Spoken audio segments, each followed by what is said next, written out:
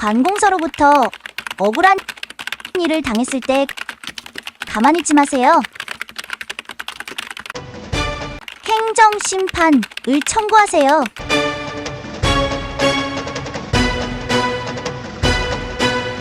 의무이행 심판. 우리는 지난 시간에 행정심판에는 크게 취소 심판, 무효 등 확인 심판, 의무이행 심판 세 가지가 있다는 것을 살펴보았습니다. 이번 시간에는 의무이행 심판에 대하여 알아보겠습니다. 콘텐츠가 마음에 드시면 구독, 좋아요, 공유 부탁드립니다. 의무이행 심판이란 무엇일까요? 쉽게 이해를 돕기 위하여 몇 가지 사례를 들어보겠습니다. 가. 행정정보 공개 요구의 불허가에 대한 의무이행 심판. 그는 행정기관에 행정정보 공개를 요구했다. 그러나 거부당했다. 그래서 그는 행정심판위원회에 의무이행 심판을 청구하였다. 그의 외침은 복도를 가득 채웠다. 결국 행정심판위원회는 그의 요구를 받아들였다.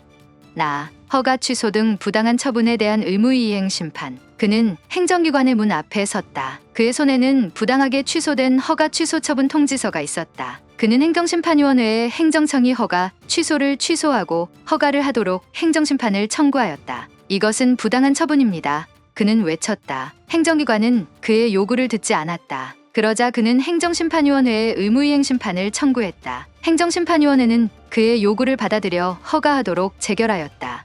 다. 자유침해에 대한 정지 의무이행 심판. 그들은 행정기관의 문 앞에 섰다. 그들의 눈에는 분노가 가득 차 있었다. 행정기관이 그의 표현의 자유를 제한하고 있었다. 행정청은 그들의 시위나 집회를 무리하게 제한하거나 금지하고 있었다. 이것은 표현의 자유를 침해하는 행위입니다. 그들은 외쳤다. 이 행위를 중단하고 우리의 표현의 자유를 보장하십시오. 그러나 행정기관은 그들의 요구를 듣지 않고 집회를 못하도록 제한하였다. 그러나 그들은 포기하지 않고 행정심판위원회에 집회의 자유를 보장하도록 의무이행 심판을 청구하였다. 행정심판위원회는 결국 그들의 요구를 받아들였다. 이것이 자유를 침해하는 행위에 대한 의무이행 심판입니다.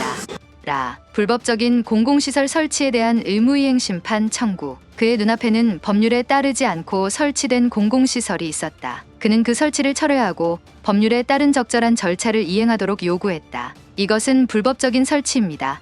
이 설치를 철회하고 환경영향 평가를 거친 후에 설치하십시오. 행정기관은 그의 요구를 듣지 않았다. 그러나 그는 포기하지 않고 행정심판위원회에 의무이행 심판을 청구하였다. 행정심판위원회는 그의 청구를 받아들여 결국 행정기관은 공공시설의 설치를 철회하고 환경영향 평가를 거친 후에 공공시설을 설치하도록 조치하였다. 이것이 행정기관의 불법적인 공공시설의 설치에 대한 의무이행 심판입니다.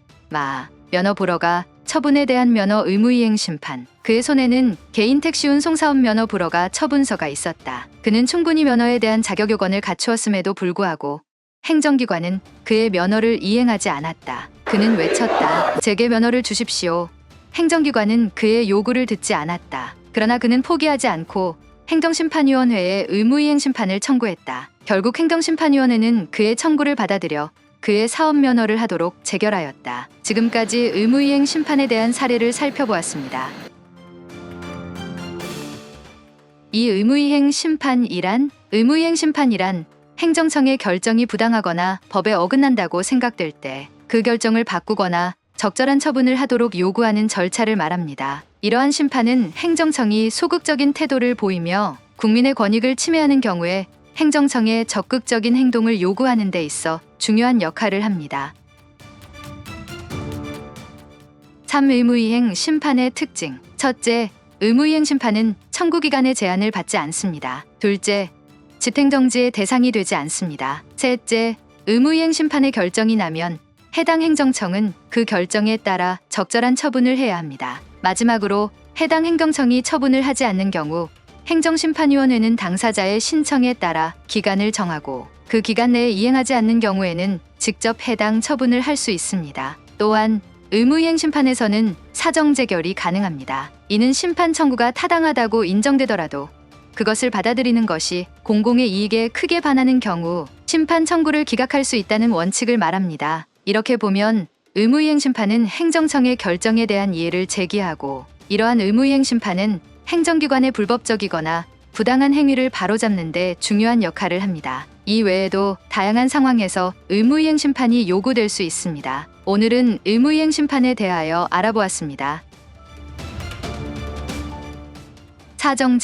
사정재결이란 용어에 대하여 살펴보고 오늘 행정심판에 대한 설명을 맺겠습니다. 사정재결은 행정심판에서 매우 중요한 개념입니다. 이는 심판 청구가 이유가 있다고 인정되는 경우에도 그것을 인용하는 것이 공공복리에 크게 위배된다고 판단될 때 심판 청구를 기각하는 재결을 의미합니다. 예를 들어 어떤 사람이 행정기관의 특정 처분에 대해 이의를 제기하고 행정심판위원회가 그 이의가 정당하다고 판단했다고 가정해 봅시다. 그러나 만약 그 처분을 취소하면 공공복리에 큰 손해가 발생한다고 판단되면 행정심판위원회는 사정재결을 내릴 수 있습니다.